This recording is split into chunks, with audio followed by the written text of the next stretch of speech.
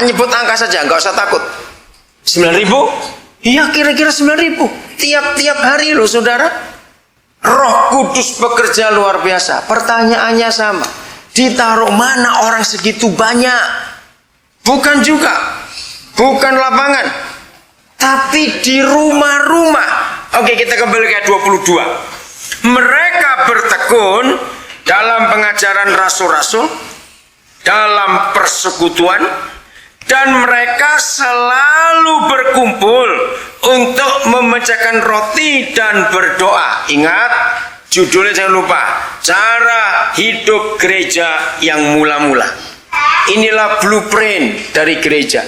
Di rumah ternyata selalu berkumpul.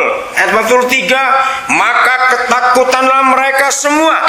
Sedang rasul-rasul itu mengadakan banyak mujizat dan tanda. Terus mujizat terjadi. Ayat 44, dan semua orang yang telah menjadi percaya tetap bersatu, dan segala kepunyaan mereka adalah kepunyaan bersama, dan selalu ada dari mereka. Inilah pola gereja yang benar, dan selalu ada dari antara mereka yang menjual harta miliknya lalu membagi-bagikannya kepada semua orang sesuai dengan keperluan masing-masing. Kalian anak-anak muda belum tahu cerita ini, tapi saya mau cerita. Saya lahir baru lalu bertumbuh dalam sebuah komunitas. Waktu itu salah satu pemimpinnya Yeremia Rim, almarhum. Jadi sejak tahun 72 saya itu sudah terlibat dengan gereja yang seperti kita adakan hari ini. Itu sejak tahun 72. Dari tahun 72 sampai hari ini saya tetap bergerak seperti gereja Kisah Para Rasul. Kami itu kalau berkumpul nggak pernah ada yang tahu yang mau khotbah siapa, yang mau saksi siapa, yang mau doa siapa, yang mau mimpin pujian siapa, nggak ada yang tahu. Pokoknya kumpul datang. Masing-masing sudah tahu bagiannya. Roh Kudus menyuruh apa. Jadi kalau kumpul itu bisa setengah jam, tergantung. Bisa 5 jam, tergantung. Bisa sampai 2 kali makan belum pulang-pulang. Kalau kumpul itu, yang mau pulang dulu silakan, yang mau lanjut silakan. Rumah-rumah itu terbuka. Wah, waktu itu gila betul ini saudara. Luar biasa Roh Kudus bekerja. Enggak ada dosa yang tersembunyi, karena karunia Roh bekerja luar biasa. Itu dari tahun 72 saya hidup dengan pola itu. Tapi sayang, enggak sampai 1%-nya yang tetap tinggal dalam kondisi ini. Yang lain sudah enggak tahan dengan godaan jadi gereja itu tadi, karena ada perpuluhan dan kolektor rutin. Kalau waktu kita kumpul enggak ada apa-apa, enggak ada. Oke, jangan tutup ya. Satu orang buka 1 Korintus 14 ayat 26. Nah, inilah satu-satunya tulisan di dalam perjanjian baru, liturgi gereja yang benar. Judulnya apa? Peraturan dalam pertemuan jemaat. Itu liturgi. Nah, bagaimana kalau gereja itu bertemu? Ayat 26, silakan dibaca. Bagaimana sekarang saudara-saudara? Bila mana kamu berkumpul? Nah, lihat tuh. Jadi bagaimana saudara-saudara? Bila mana kamu berkumpul, itulah gereja. Lanjut. Hendaklah tiap-tiap orang mempersembahkan sesuatu. Catat, tiap-tiap orang mempersembahkan sesuatu. Lanjut. Yang seorang mazmur, Ya. yang lain pengajaran atau pernyataan Tuhan, atau karunia bahasa roh, atau karunia untuk menafsirkan bahasa roh. Tapi semuanya itu harus dipergunakan untuk membangun. Nah, relnya itu kalimat terakhir. Tetapi semuanya itu dipergunakan untuk membangun. Oke, saya stop dulu. Tahun 82, saudara, saya ke Tiongkok. Saya bersyukur Tuhan bawa saya ke Tiongkok tahun 82. Dari bulan Februari sampai bulan Maret. Itu waktu musim dingin setelah tahun baru Imlek.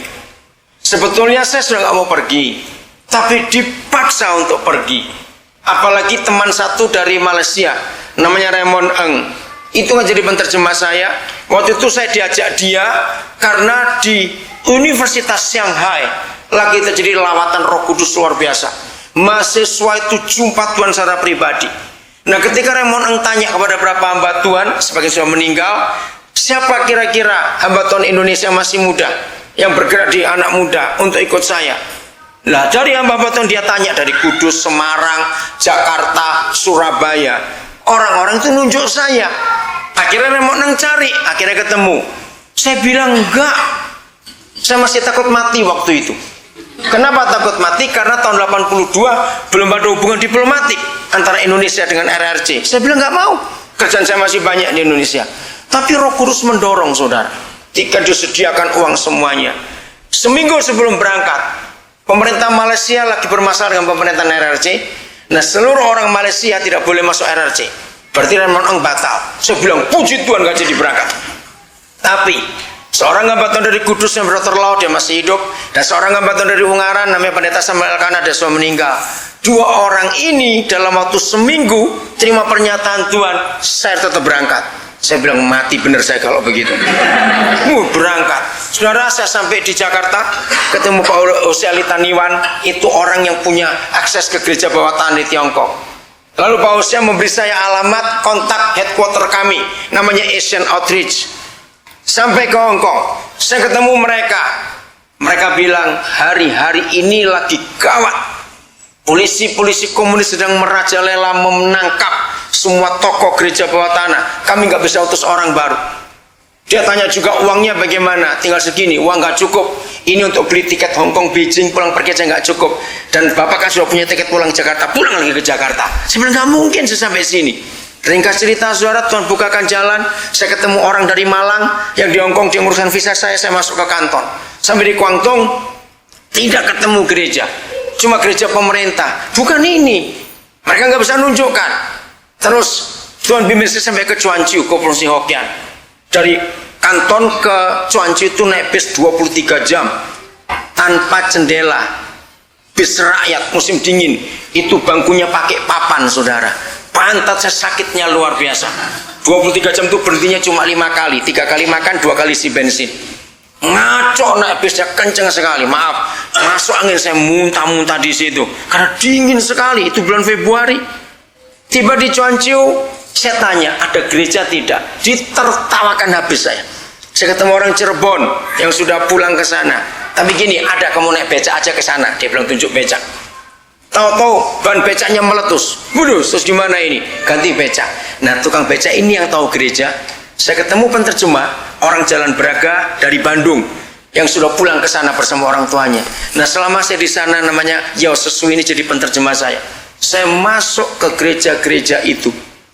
Bawah tanah underground church bukan berarti bawah tanah betul bawah itu bukan. Artinya yang sembunyi-sembunyi. Nah, di situ saudara, selama 10 tahun dari tahun 72 sampai 82 saya sudah hidup dengan gereja yang benar, itu konsepnya. Ternyata setelah di Tiongkok saya makin melihat hebatnya kisah para rasul. Dengar baik-baik cerita ini. Maka itu lanjutkan komunitas ini, karena inilah kebenaran yang luar biasa. Saudara, mereka tidak pernah tahu kalau kebaktian itu jam berapa dan di mana. Itu tidak pernah tahu. Kadang-kadang 5 menit sebelum mulai baru tahu. Setengah jam baru mulai baru tahu. Kalau sampai 1 jam baru mau diberitahu sebelum mulai, berarti tempatnya jauh. Yang beritahu siapa? Roh Kudus. Itu gila betul saya melihat mereka itu. Maka itu pulang dari Tiongkok saya berubah total konsep saya. Waktu itu saya berkata gini, Papa, kalau saya punya uang banyak, saya akan berangkatkan teman-teman saya pendeta itu satu persatu ke Tiongkok untuk belajar apa itu gereja. Saya tidak pernah ketemu di negara manapun. 35 negara kurang lebih kami suami istri sudah pergi. Tapi tidak pernah saya menemukan satu negara seperti Tiongkok waktu itu. Orang gilanya luar biasa banyaknya. Orang gila di mana-mana, saudara. Jalan dikit ketemu orang gila, masuk rumah orang ketemu orang gila, di rumah makan ketemu orang gila. Tapi gila mereka bukan gila marah-marah. Gilanya diem saja. Diem betul. Satu kali kami masuk rumah, wih kasihan orang itu, maaf, berak kencing sudah penuh. Diem saja. Kenapa orang gila begitu banyak dengan model seperti itu? Ingat, ketika Mao Zedong berkuasa, dia jahat sekali. Semua lulusan barat itu di brainwashing, dicuci otak supaya nggak melawan pemerintah. Jadi lulusan Amerika, Eropa dicuci otaknya. Wih, ngeri sekali proses cuci otak komunis itu. Demikian hebat cara cuci otaknya sampai orang itu dibuat lupa namanya sendiri. Nyebut angka saja, nggak usah takut. 9.000? Iya, kira-kira